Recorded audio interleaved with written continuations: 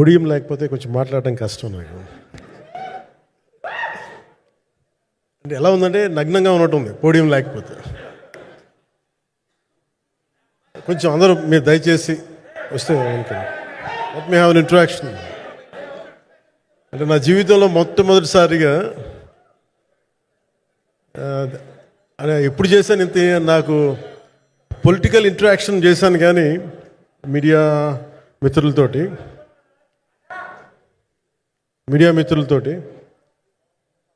Cinema పరంగా నేను ఎప్పుడు ఆలోచించలేదు, ఎప్పుడు నాకు చేయలేదు. ఫస్ట్ టైం మొదటిసారి నేను ఎప్పుడు కొంచెం మొహాట పడతాను మాట్లాడటానికి సినిమాకి సంబంధించినంత వరకు. ఇక్కడ సినిమాని ఎలా ప్రమోట్ చేసుకోవాలో నాకు తెలియదు. పని చేయడం తెలుసు తప్ప దీన్ని అంటే మనం ఇంత చేసామని చెప్పడం ఎప్పుడు నాకు కొంచెం ఎబ్బెట్టుగాను ఇబ్బందిగా ఉంటుంది. ఇంకా నేను చాలా యాక్సిడెంటల్ యాక్టర్ అండ్ ఇంకా గత్యంతరం లేక టెక్నీషియన్ అయిన వాడిని. నాకు నచ్చే సన్నివేశాలు, నచ్చే సినిమాలు చేసుకోవడానికి ఆ పరిస్థితుల్లో ఇది నా మొదటి ఇంటరాక్షన్. ఇది నా పర్లేదు కూర్చోండి పర్లేదు. రథం గారు వస్తారు అంటే ఇదంతా చేయడానికి, మీడియా మాట్లాడడానికి ఇదేదో నాకు పొగరు అహంకారం ఏం కాదు.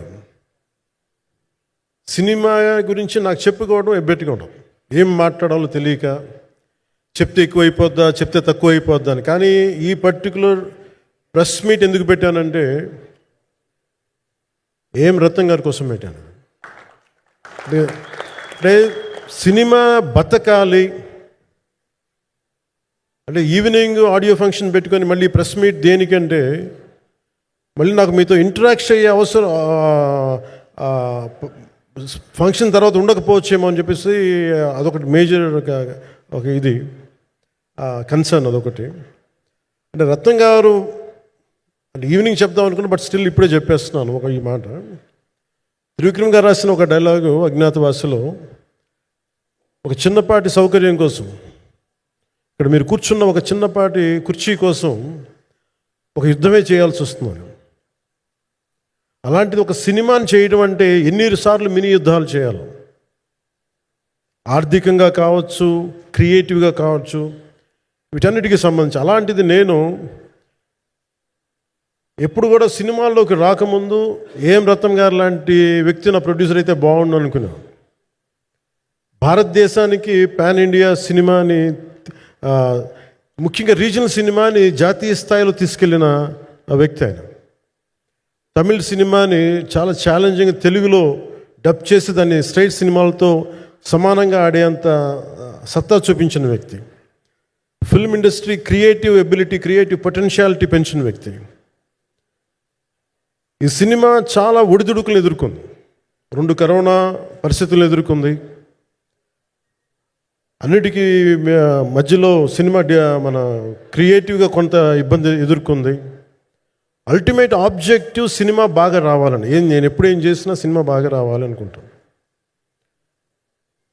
ఈ సినిమాకి ప్రత్యేకించి ఆయన తపన చూసి నేను ముఖ్యంగా పాలిటిక్స్కి వెళ్ళిపోయిన తర్వాత డైరెక్షన్ అని వీటికి దూరమై క్రియేటివ్ పార్టీకి దూరం అయిపోయిన తర్వాత, పాలిటిక్స్ నా ప్రైమరీ ఫోకస్ అయిపోయిన తర్వాత మళ్ళీ దృష్టి పెట్టి సినిమా కావాలి మీరు చెయ్యాలని చెప్పి నా దగ్గరికి వచ్చి కోరుకున్నప్పుడు నేను ఎంత బెస్ట్ ఇవ్వగలను ఆ సినిమాకి అంత ఇచ్చాను. నేను అంటే నా బెస్ట్ ఇచ్చాను. అంటే నేను అంటే అన్నిటికంటే కూడా నేను ఇవ్వలేనిది టైం ఇవ్వలేను నేను. కానీ అలాంటి పరిస్థితుల్లో ఒక క్లైమాక్స్కే దాదాపు 57 రోజులు షూట్ చేయాల్సి వచ్చింది. మండు టెండ బాగా, ఇట్స్ కైండ్ ఆఫ్ ఒక మిడ్ మే అంటే చాలా పిచ్చి ఎండ అన్నమాట. అలాంటి ఎండల్లో చాలా కాలం తర్వాత నాకు మార్షల్ ఆర్ట్స్, నేను ఎప్పుడో నేర్చుకున్న మార్షల్ ఆర్ట్స్, ఒక ఎస్క్రీమా కానీ, ఊషు కానీ, నేను నేర్చుకున్న సెల్ఫ్ డిఫెన్స్ టెక్నిక్స్ కానీ, యుఎస్లో నేను ఒక వర్క్షాప్ చేసిన జీత్ కండు ఇవి కానీ ఇవన్నీ ఈ సినిమాకి నాకు పనికి వచ్చినాయి. నాకు ఇవన్నీ వీళ్ళతో డిఫరెంట్ కొరియోగ్రాఫర్స్తో కూర్చొని ప్రత్యేకించి క్లైమాక్స్ పార్ట్ ఇది అందరికీ ఇన్స్పైర్ చేసింది. అంటే మన స్థూలంగా చెప్పాలి అంటే, ఒక క్లుప్తంగా చెప్పాలి అంటే, ఈ సినిమాకి ఇదే ఆయువు పట్టింది. ఈ ఫస్ట్ పార్ట్కి ఎక్కడో కొల్లూరు నుంచి మన కృష్ణానది తీరం కొల్లూరు, విజయవాడ సమీపంలో ఉన్న కొల్లూరు ప్రాంతం నుంచి దొరికిన ఒక కోహినూరు వజ్రం నుంచి అది ఎటు మన గోల్కొండ రాజుల దాకా వచ్చింది, మన హైదరాబాద్ సుల్తాన్ల దాకా ఎలా వచ్చింది, దీని ట్రావెల్ ఇటు వెళ్ళింది. ఇవన్నీ జరిగినప్పుడు దీని నేపథ్యంలో జరిగే కథ ఇది. ముఖ్యంగా ఈ ఫౌండేషనల్ వర్క్ చేసిన వ్యక్తి క్రిష్ జాగర్లమూడి గారు చాలా హై కాన్సెప్ట్తో పట్టుకొచ్చారు దీన్ని. ఆయనను రత్నం గారు నా దగ్గరికి వచ్చినప్పుడు చాలా బాగా నచ్చి వెంటనే చేశాను.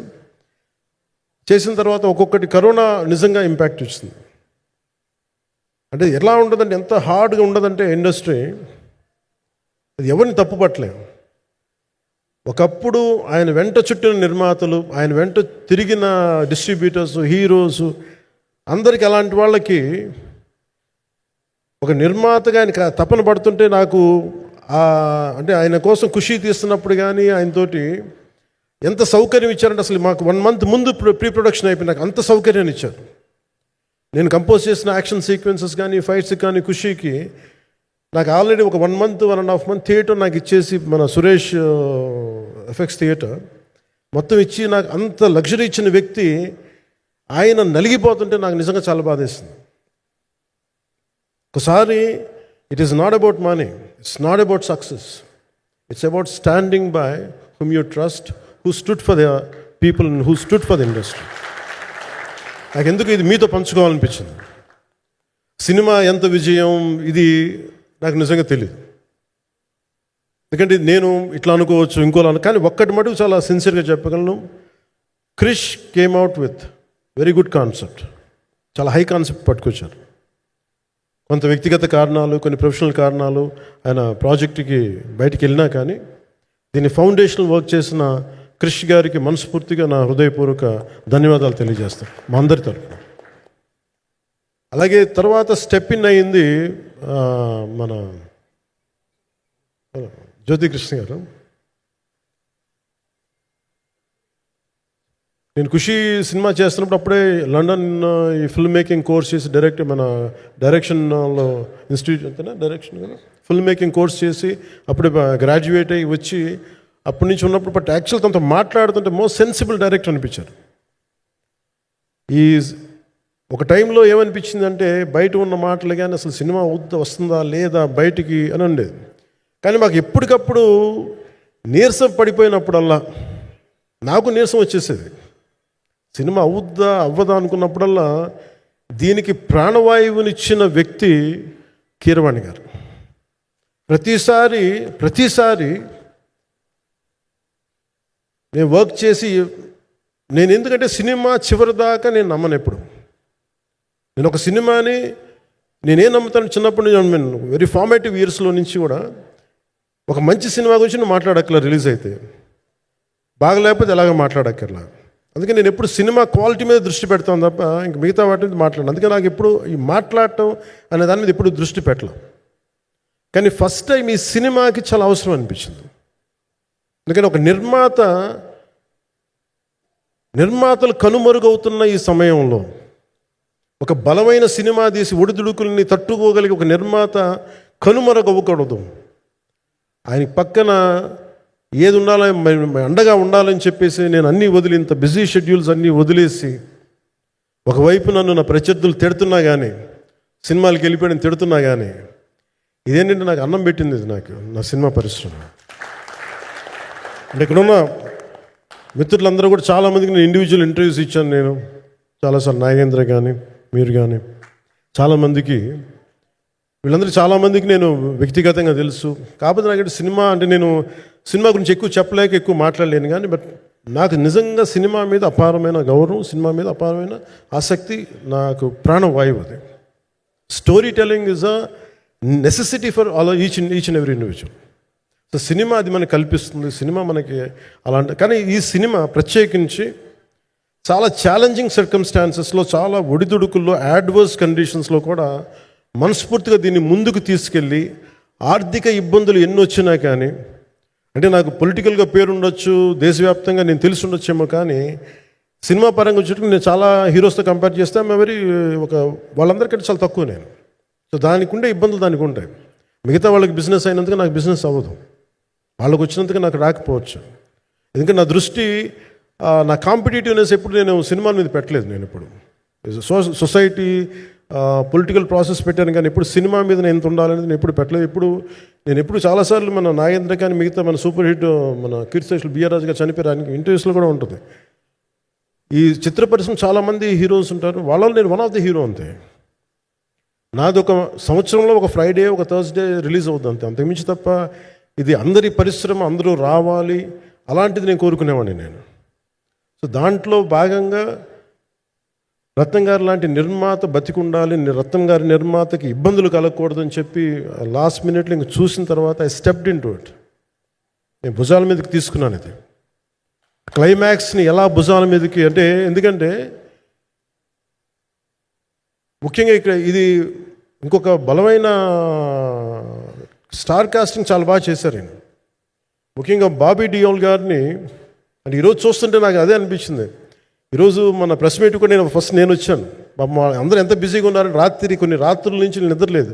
మన మనోజ్ పరమహంస గారికి కానీ, రత్నం గారికి కానీ, జ్యోతి గారికి కానీ, పాపం ఈ సినిమా ప్రమోషన్ సింగిల్ హ్యాండెడ్గా పాపం నిధి అగర్వాల్ భుజాల మీద వేసుకొని నాకే బాధ అనిపించింది.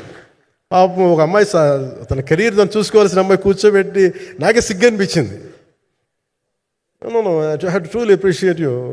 అంటే చాలాసార్లు పాపం అన్నీ వెళ్తూ ఉంటే నాకు ఇదేంటి సినిమాని అనాథలా వదిలేశారంటే అనిపించింది. సో నాకేమనిపించింది, ఈ సినిమాకి ఎవరు అనాథలా వదలలేదు, నేను ఉన్నానని చెప్పడానికి వచ్చాను ఈ రోజున. ఎందుకంటే నేను కోట్లాది మంది ప్రజలకి అండగా ఉండేవాడిని, దేశంలో ఉండే సమస్యలకి స్పందించేవాడిని. అలాంటిది తెలుగు సినిమాకి, నా సినిమాలకి మీకు తెలుసు గతంలో ఎన్నిసార్లు ఇబ్బందులు పెట్టారు. అదే మన ప్రభుత్వం అక్కడికి రాగానే వెంటనే సాధారణంగా గుండెలు హృదయ కవాటాలు తెరిచి మరి ఆహ్వానించాం. ఏమీ కృతజ్ఞత కూడా ఆశించలేదు. అంత చిత్ర పరిశ్రమను అంత గుండెల్లోకి తీసుకుంటాం. అలాగే దీనికి సంబంధించి అలాంటిది నా సినిమాని నేను ఎందుకు వదిలేస్తాను? ఎందుకంటే ఇది ఇంకో సినిమా కాదు, ఒక మేకప్ మ్యాన్గా ప్రారంభమయ్యి ఇంకో ప్రొడ్యూసరో, డబ్బులున్న ప్రొడ్యూసరో, పెద్ద జీవితాల నుంచి వచ్చిన ప్రొడ్యూసరే కాదు, చాలా చిన్న స్థాయి నుంచి, చాలా చిన్న స్థాయి, ఒక మేకప్ మ్యాన్ స్థాయి నుంచి బాయ్గా స్టార్ట్, అంటే చిన్నప్పటి అసిస్టెంట్గా స్టార్ట్ అయ్యి చాలామంది మన సీనియర్ దర్శకులందరి దగ్గర పనిచేసి అంచెలంచెలుగా ఎదిగి నిర్మాత అయ్యి, దర్శకుడయ్యి, స్క్రీన్ ప్లే రైటర్ అయ్యి, మీరు ఏమన్నానంటే ఆయన మౌనంగా ఉంటారు. ఎవరు ఎన్ని ఇబ్బందులు పెట్టినా మౌనంగా ఉంటారు. ఆయన మౌనం ఒకసారి నాకు విపరీతమైన అసహనానికి గురి చేసేస్తుంది. మీరు ఏదైనా మాట్లాడాలంటే ఎవరు ఇబ్బందులు పెట్టి ఏం ఎదురు తిరగరు ఏంటంటే ఇలా అంటారు, ఏం చేయాలి. ఇంకా ఇలాంటి వ్యక్తికి ఆయన మౌనం నన్ను ఇలా రోడ్ల మీదకి వచ్చి ఇలా మీ దగ్గరికి ముందు నుంచోబెట్టింది. అంటే ఆయన ఏంటంటే చెప్తారు, ఆయన మౌనం అంటే రమణ మహర్షి నుంచి బాగా నేర్చుకున్నట్టున్నారు. మౌనం అన్నిటికీ సమాధానం. సో నాకు మనస్ఫూర్తిగా ఈ స్టార్ కాస్టింగ్ ఒకటి, అంటే నాకు చిత్ర పరిశ్రమ మీద ఎందుకు ఇంత గౌరవం అంటే, మనందరం కులాల మీద, మతాల మీద, ప్రాంతాల మీద, భాషల మీద కొట్టుకుంటూ ఉంటాం. But any film industry take in this world, especially Indian film industry, దీనికి there is no caste discrimination, there is no region discrimination, there is no religion discrimination, nothing. It's purely your creative potentiality, purely your creative ability. నువ్వు చిరంజీవి గారి తమ్ముడు కావచ్చు, చిరంజీవి గారి కొడుకు కావచ్చు, లేదంటే ఇంకొకళ్ళు అబ్బాయి కావచ్చు, మేనల్లుడు కావచ్చు, ఇట్ డజంట్ మ్యాటర్. నీకు టాలెంట్ లేకపోతే నువ్వు నిలబడలేవు, నీకు సత్తా లేకపోతే నువ్వు ఇక్కడ ఉండలేవు. అది నా కొడుకైనా సరే. ఇట్ ఆల్ డిపెండ్స్ నీకు ఎంత టెనాసిటీ ఉంది, ఎంత పర్సీవరెన్స్ ఉంది, ఎంత నిలబెట్టుకోగలవు, ఎంత నిలదొక్కుకోగలవు, ప్రతికూలతలు ఎంత బలంగా నిలబడగలవు. ఒక నిర్మాత సినిమా తీయడం అంటే ఒక యజ్ఞం చేయడం లాంటిది. తిట్లు తినాలి, ఇబ్బందులు పడాలి, అన్నీ పడిన తర్వాత ఫైనల్ డబ్బులు మిగిలితే కూడా లేదు తెలియదు. ఇలాంటి పరిస్థితుల్లో నాకేమనిపించిందంటే ఈయన పడ్డ కష్టం చెప్పాలనిపించింది ఈ రోజున. ఈ ప్రెస్ మీట్ తాలూకు ముఖ్య అంశం ఒక చిన్న స్థాయి నుంచి వచ్చిన వ్యక్తి నిర్మాతగా ఎదిగి ఆయనకున్న పాపం ఆయన మంచితనం ఆయన్ని శాపంగా అవ్వకూడదని చెప్పి ఒక ఉద్దేశంతో ఆయన మంచితనం చెప్పాలి, ఆయన ఒక మంచి సినిమా చేశారని చెప్పడానికి నేను ఈ రోజున మీ ముందుకు వచ్చాను. ఎందుకంటే నేనేం నమ్ముతానంటే సినిమా బాగుంటే ఎలాగో చూస్తారు, దీని గురించి చెప్పక్కర్లేదు. సినిమా బాగాలేకపోతే ఎలాగో చూడరు, మీరు ఎంత పబ్లిసిటీలు చేయండి ఇవన్నీ అనుకోండి. అందుకే నేను పెద్ద ఎక్కువ మాట్లాడక ప్రయత్నం చేయను. కానీ ఈ పర్టికులర్ రోజు మటుకు, ప్రత్యేక ఈ రోజు మటుకు ఆయన పడ్డ కష్టం ఈ సినిమాకి, అలాగే ఒక్కొక్క కాస్టింగ్ ఆయన చేసింది, దీనికి నేను క్రిష్ గారిని కూడా చాలా మనస్ఫూర్తిగా అభినందిస్తున్నాను. ఎందుకంటే ఆయన కూర్చున్నప్పుడు ఎంతమందిని పెట్టాం, ఒక ఔరంగజేబ్గా మిగతా నటులు ఒకళ్ళిద్దరు యాక్టర్స్ని పెట్టి కూడా ఒకళ్ళ చేత యాక్ట్ చేయించాం ఒకళ్ళ చేత. కానీ Bobby Deol so apt for Aurangzeb, ఎంత కన్విక్షన్తో చేశాను. అప్పటికి ఆయనకి ఇంకా ఆయన చేసిన హిందీ సినిమాలు కూడా రాలేదు ఇంకా ఆయనకి. ఎంత కన్విక్షన్తో చేశారంటే నాకు నిజంగా ఆయనతో యాక్ట్ చేయడం చాలా ఆనందాన్ని ఇచ్చింది. సో అలాంటి బాబీ డియోల్ గారిని మొత్తం pan India. Manoj Paramahamsa was roped in last. ఇంకా సినిమా ఎట్లా మనం అయిపోవాలి, నేను పాలిటిక్స్కి వెళ్ళిపోయిన తర్వాత డిప్యూటీ సీఎం బాధ్యతలు తీసుకున్న తర్వాత అందరికీ అయిపోయింది, సినిమాలు చేయలేడు ఇతను, ఎలా చేస్తాడంటే నాకు తెలుసు కష్టం అని. నేను ఎలా చేశాను ఈ సినిమా అంటే పొద్దున్న 2 గంటలు చేసాను బ్రేక్ఫాస్ట్ టైము, లేదంటే నా ఎక్సర్సైజ్ టైంని కొంచెం మిడ్ నైట్గో లేదంటే ఎర్లీ మార్నింగ్ 4 గంటలు పెట్టుకొని ఆ 2 గంటలు ఏమి దొరుకుద్దో ఆ 2 గంటలు ఇస్తే జ్యోతి, మనోజ్ గారు, మన రత్నం గారు వీళ్ళు కూర్చొని ప్లాన్ చేసి, అది కూడా నా ఆఫీస్కి, నా పార్టీ ఆఫీస్కి కూతవేటు దూరంలో ఉన్న ఒక మా స్నేహితులు ఒక వాళ్ళ గోడౌన్ ఉంటే అక్కడ కూర్చొని షూట్ చేసాం. ఎంత మండుటెండంటే అసలు దాంట్లో కూర్చొని మ్యాట్ వర్క్ చేసి మీరు ఫైనల్ రిజల్ట్స్ చూస్తే ఇది ఇక్కడ చేశారంటే అంత ఆశ్చర్యం అనిపిస్తుంది. Hats off to Manoj Paramahamsa గారు. అండ్ ఈ సీన్స్ అన్నిటికీ ప్రీ విజువలైజేషన్, ప్రతి సీన్ చేయబోయే ముందు అసలు నాకు ఏమనిపించిందంటే సినిమా చేయగలమా లేదనని పరిస్థితుల్లో జ్యోతికృష్ణ గారు ముందుకు వచ్చి నాతో మాటలు నేను చెప్పలేదని, ఇది ఇలా చేస్తాం అలా చేస్తాం ఏం చెప్పలా, ఏమి చేయబోతున్నాడో ఎవ్రీథింగ్ వాజ్ ప్రీ విజువలైజ్డ్. ఈ సీన్ ఇలా ఉండబోతుంది, ఈ చేయబోయే సీన్ ఇలా ఉన్నది. నాకు దాని మీద ఆత్మవిశ్వాసం కలిగింది. నాకు లేదు, ఒక సత్తా ఉన్న దర్శకుడు, తెలుగు చిత్ర పరిశ్రమకి సైజ్ తీయగలిగేవాడు, మంచి సాలిడ్ ఎడిటింగ్ సెన్స్ ఉన్నవాడు, మ్యూజికల్ సెన్స్ ఉన్నవాడు. అలాంటి వ్యక్తికి మనోజ్ పరమహంస గారు తోడారు. వీళ్ళిద్దరు కాంబినేషన్లో రత్నం గారి అనుభవంతో ఈ రోజున ఒక మంచి ప్రోడక్ట్ అయితే తీసుకొచ్చాం. ఇది ఎలా ఉంటుంది, ఎలా ఉండబోతుంది, ఎంత హిట్ అవుతుంది అనేది ఇది సంపూర్ణంగా ప్రజల చేతిలోనే ఉంటుంది. అది ఏ స్థాయిలో ఇది ఉంటుంది అనేది అది ప్రజలు చెప్పాల్సింది తప్ప ఇది నేను చెప్పుకునేది కాదు. బట్ నా వరకు నేను ప్రత్యేకించి నేను వ్యక్తిగతంగా చేసింది ఈ సినిమాకి, అపార్ట్ ఫ్రమ్ యాక్టింగ్ కాంట్రిబ్యూషన్, నేను ఏ సినిమా చేసినా ప్రతి సన్నివేశంలోనూ ప్రతి సాంగ్ అండ్ డాన్స్లో కూడా కొన్నిసార్లు నేను చేయలేక, నేను ఒక రిలక్టెంట్ యాక్టర్లో ఎలాగో టెక్నీషియన్గా కూడా నాకేంటంటే సుస్వాగతం సినిమాలో నన్ను తీసుకెళ్ళి వైజాగ్లో బస్సు మీద ఎక్కించి డ్యాన్స్ చేయమన్నాను. చచ్చిపోయాను డ్యాన్స్ చేయలేక. ఇంకా మిగతా వాళ్ళకి ఎంత తేలికైన డ్యాన్స్ నాకు చేయాలంటే నేను గింజుకుపోయి నేను అనుకున్నాను ఈరోజు ఇంక సినిమాలు మానేస్తాను చెప్పి మా వదినికి ఫోన్ చేసి కూడా చెప్పాను, చాలా పర్యాలు చెప్పాను. అలాంటి అందుకని నాకేంటంటే సాంగ్ అండ్ డ్యాన్స్ కూడా నేను ఎలా చేయగలను దానికి అనుకోగా నేను ఎత్తుక్కుంటాను. అలాగే యాక్షన్ సీక్వెన్స్ కూడా రియల్ లైఫ్లో కొడితే ఎలా ఉంటుంది, మార్షల్ ఆర్ట్స్లో సాధన ఉన్నవాడిని, ఈ లాట్ ఆఫ్ వర్క్షాప్స్, ఈ మార్షల్ ఆర్ట్ వర్క్షాప్స్ చేసిన వాడిని కాబట్టి హౌ రియలిస్టిక్ వీ కెన్, ఎంత సహజంగా మనం వెళ్ళగలం, వీటి మీద ఒక అవగాహన ఉన్నవాడిని కాబట్టి చాలాసార్లు కూర్చుంటాను. కానీ ప్రత్యేకించి ఈ 20 minutes లాస్ట్ సీక్వెన్స్ ఇది 2 పార్ట్స్గా ఎలా అయింది అంటే ఒరిజినల్ థాట్ క్రిష్ గారి దగ్గర నుంచి వచ్చినప్పుడు ఇట్ వాస్ క్వైట్ లాంగ్. ఒక నిన్న ఈ సినిమా ఒక పాటలు అవుద్దని అనేవాడు మొదటి నుంచి. బట్ లేటర్ వాళ్ళు డిసైడ్ చేసుకొని ఒక టైంలో ఇది అవ్వదు, we want make it as 2 parts అనుకున్నప్పుడు ఎక్కడికి వచ్చి ఆగిందంటే ఈ క్లైమాక్స్ దగ్గరికి వచ్చి ఆగింది ఫస్ట్ పార్ట్. సో చెప్తున్నప్పుడు నాకేమనిపించిందంటే how else we can take it, how else we can scale it up. So దానికి నేను కూర్చొని నాకున్న ఈ మార్షల్ ఆర్ట్స్ కానీ బేసిక్ యాక్షన్ కొరియోగ్రఫీ నా ప్యాషన్ కాబట్టి ఈ పర్టికులర్ డ్రామా, ఈ పర్టికులర్ దాంట్లో ఏంటంటే మొఘల్ టైమ్స్లో ప్రతి ఒక సగటు భారతీయుడు అనుభవించిన బాధ అది. ఒక యావరేజ్ సగటు భారతీయుడు మొఘల్ కాలంలో అనుభవించిన ఒక ఒక ఒక సిచ్యువేషన్. ఆ సిచ్యువేషన్ హీరోకి సంబంధం ఉండదు, కానీ how he gets entangled, how he gets involved in it, that is outcome, that he's been captured. So దీన్ని ఒక 57 days మేము చేయగలిగామంటే, ఆ రోజు నాకు కనుక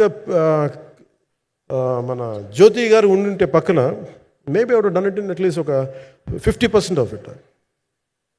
ఎందుకంటే నేను చెప్పింది అలా చేయగలడు, ఇవన్నీ కూర్చోబెట్టి వీ డిడ్ అవర్ బెస్ట్. అంటే నేనేమనుకున్నానంటే క్లైమాక్స్ చేసేటప్పుడు ఇంక నేను సినిమాలు చేస్తానో కూడా లేదో నాకు తెలియదు, కానీ నాకు ఇష్టమైన నిర్మాత, తెలుగు చిత్ర పరిశ్రమకి నిజంగా ఒక అండగా ఉన్న నిర్మాత, I want give my best to him. నేను అందుకని ఆంధ్రప్రదేశ్ ప్రభుత్వానికి కూడా, మన ముఖ్యమంత్రి గారికి కూడా తెలియజేశాను, ఈయన్ని ఫిల్మ్ డెవలప్మెంట్ కార్పొరేషన్కి చైర్మన్ నేను ప్రతిపాదించాను.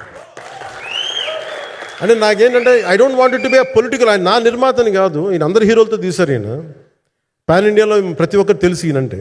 ఇలాంటి వ్యక్తి ఉంటే మన తెలుగు చిత్ర పరిశ్రమకి బాగుంటుంది. అలాగే ప్రత్యేకించి తెలుగు చిత్ర పరిశ్రమ అనేది నాకు ఈ టాలీవుడ్ అనే పదాలు నాకు వాడటం నాకు ఇష్టం ఉండదు. Bollywood, Tollywood, Kollywood, Mollywood, why should we ape Hollywood? We have a greater story narrative ability మన దగ్గర ఉంది. We have a greater story telling ability. We don't have to ape Hollywood. We take the best practices of Hollywood, but not necessarily the name of Hollywood. వాళ్ళకున్న professionalism మనం నేర్చుకోవాలి, వాళ్ళకున్న commitment నేర్చుకోవాలి, వాళ్ళకున్న production designing ability మనం తీసుకురాగలగాలి. So ఇవన్నీ నేను నా పరిధిలో ఈ రోజున ఆంధ్రప్రదేశ్ ప్రభుత్వం ప్రత్యేకించి ఈ శాఖ నా పరిధిలో ఉంది కాబట్టి దానికి ఆయన పేరు ప్రతిపాదించిన ఉద్దేశం ఏంటంటే, తెలుగు చిత్ర పరిశ్రమ తెలంగాణలో ఉన్న, కర్ణాటకలో ఉన్న, చెన్నైలో ఉన్న ఏదైనా సరే తెలుగు చిత్ర పరిశ్రమ, భారతీయ చిత్ర పరిశ్రమకి చాలా మంచి జరగాలి, ఇలాంటి వ్యక్తి ద్వారా ఏదైనా చేద్దాం అనే ఉద్దేశంతో ఆయన పేరు ప్రతిపాదించాను. భవిష్యత్తులో అవుతారని మనస్ఫూర్తిగా నేను ఆశిస్తున్నాను. అందుకని అన్నీ నా చేతిలో ఉండవు కదా, అందుకని చెప్తాను. ఇఫ్ అండ్ బట్ చెప్పాలి కదా. సో ప్రత్యేకించి మీ అందరికీ నా హృదయపూర్వక ధన్యవాదాలు తెలుపుకుంటూ, నెక్స్ట్ 2-3 daysలో I try to give as many interviews as I can. Nidhi, I'm grateful to you. పాప చాలా తపన పడి ఉంటారు. ఈరోజు ఎలా ఉంది అంటే, నాకు ఎలా అనిపించిందని, ఇందాక నేను వస్తున్నప్పుడు ఎవరు లేరు, వీళ్ళు కూడా ఎవరు లేరు. నేను వచ్చి చాలాసేపు కారులో కూర్చున్నాను, ఎందుకంటే మళ్ళీ మీరు తిట్టకూడదు, లేట్ వచ్చాడు, నీకు డిప్యూటీ సీఎం అయితే పొగలు వచ్చేస్తాను మీరు అనుకో అంటారని. నాకు అట్లా అనిపించలేదు. నాకు ఫస్ట్ టైం ఎందుకు మీడియా నాకు ఎందుకు అలవాటు పోయిందంటే, నేను వచ్చిన కొత్తల్లో ఈ జ్యోతి చిత్ర సితారా పేపర్స్ ఉన్నాయి. ఎవరో ఫోటోస్ వేయమంటే దిస్ గా ఈజ్ నాట్ సేలబుల్, ఇంకా అవసరం లేదు అంటే నా ఫోటోలు వేసేవాళ్ళు కాదు. సో నాకేమనిపించింది సార్, ఇంక నేను ఈయన కాడికి నేను ఏమి అంటున్నాను నాకు తెలియదు అని చెప్పేసి మా నిర్మాతలు కూడా ఉండేవాళ్ళు కాదు. సో నాకు పబ్లిసిటీ లేకుండా సినిమాలు రిలీజ్ అవ్వడం అలవాటు అయిపోయింది నాకు. సో అదే ప్రాక్టీస్ అయిపోయింది నాకు అంతే. మళ్ళీ కూర్చోబెట్టి మీరు ఏం మాట్లాడతారు, మళ్ళీ అది ఇటు తిరిగి వస్తుందని చెప్పేసి మిగతా అంత నాట్ టాకెటివ్. మీరు సినిమా పొలిటికల్ ప్రాసెస్కి వచ్చేటప్పుడు నేను ఏదైనా మాట్లాడగలను, కానీ సినిమా వచ్చేటప్పటికి చాలా చాలా ఒత్తిడి తీసుకోవాల్సి వస్తుంది. అంటే ఎంత కథ చెప్పాలి, ఎంత కథ చెప్పకూడదు, ఈ మాట అద్భుతంగా ఉందంటే ఏం అద్భుతంగా ఉందని మళ్ళీ తిడతారు. తర్వాత 100 ఆలోచనలతోటి స్లో డౌన్ అయిపోతాను. బట్ కానీ నాకు మనస్ఫూర్తిగా ఈ సినిమా ఐ హోప్ వచ్చిన ప్రతి ప్రేక్షకులందరికీ కూడా ఒక మంచి అనుభూతిని ఇస్తాను నేను మనస్ఫూర్తిగా నేను నమ్ముతున్నాను. ఖచ్చితంగా అలాంటి అనుభూతిని ఇస్తుంది. మీరు థియేటర్లోంచి బయటకు వెళ్ళేటప్పుడు మటుకు విల్ గో విత్ ఒక ఎనర్జెటిక్ ఫీల్తో వెళ్తాయి. అంతవరకు చెప్పగలను నేను. ఎందుకంటే నేనే నమ్ముతాను, సినిమాకి వెళ్ళేటప్పుడు సినిమా ఒక స్టోరీ చెప్పినప్పుడు నా జీవితంలో చిన్నపాటి ప్రభావితం చూపించాలి. అలాంటి ప్రభావం, అలాంటి ఎనర్జీ ఇచ్చే సినిమా అవుతుందని మనస్ఫూర్తిగా నేను ఆశిస్తూ మీ అందరికీ ప్రత్యేకించి మీ అందరికీ పేరు పేరున ధన్యవాదాలు తెలియజేస్తున్నాను. ఇంకా మాట్లాడాలని ఉంది కానీ సాయంత్రం ఈవెంట్ ఉంది కాబట్టి. సో ఇంకొక మాట నేను చెప్తాను, ఎందుకు ఈ పర్టికులర్ ప్రెస్ మీట్ అంటే, I want to tell you, I'm grateful to each one of you. I'm grateful to you. Thank you for standing by us. Thank you very much.